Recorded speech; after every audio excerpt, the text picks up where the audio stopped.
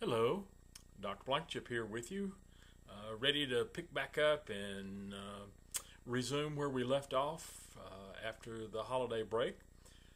First, I hope everyone had a safe and restful break. We've got 2 more weeks to finish up our task at hand, and then we get to begin the spring semester. Whoopee! Anyway, today I'd like to talk a little bit about sex offender registries. As you can see from the links in Blackboard, that I've put a couple of links to an article and to the Ada County and the state sex offender registries, as well as a couple of other links that I'd like you to touch on. And don't forget the discussion board question. Now, sex offender registries have found their way into law.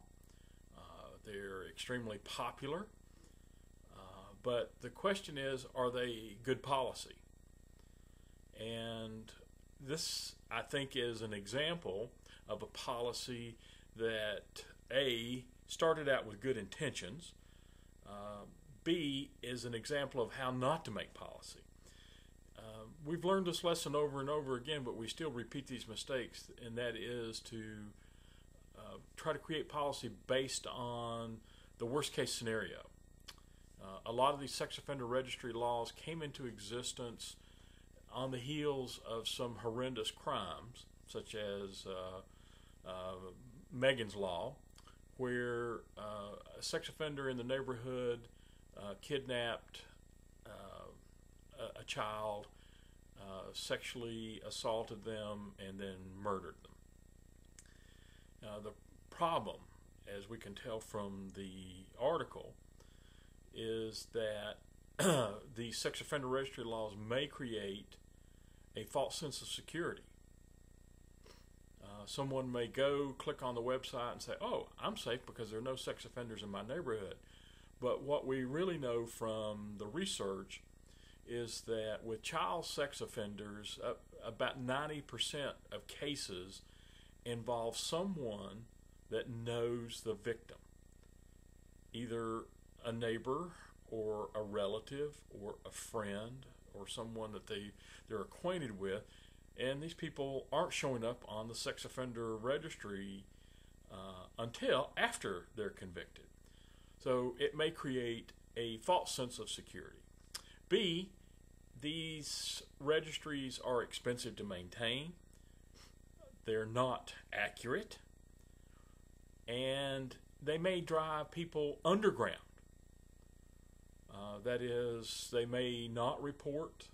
They may move some places where they're off the grid, and they can't be watched. And that raises this whole specter of the hysteria surrounding sex offenders in general.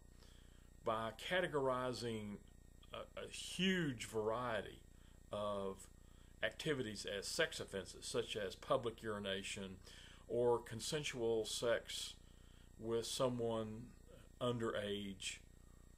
Say, for example, where the male is 17 and the female is 16.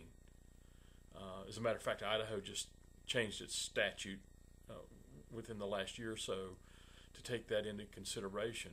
But these people were showing up on sex offender registries just as the true predators, the rapists, the pedophiles, the very serious ones. And so the problem is, by labeling all these people sex offenders, we've diverted attention away.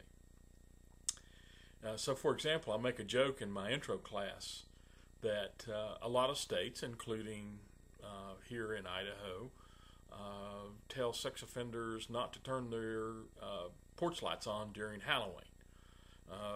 We don't give out candy, so we're either sex offenders or we're cheapskates.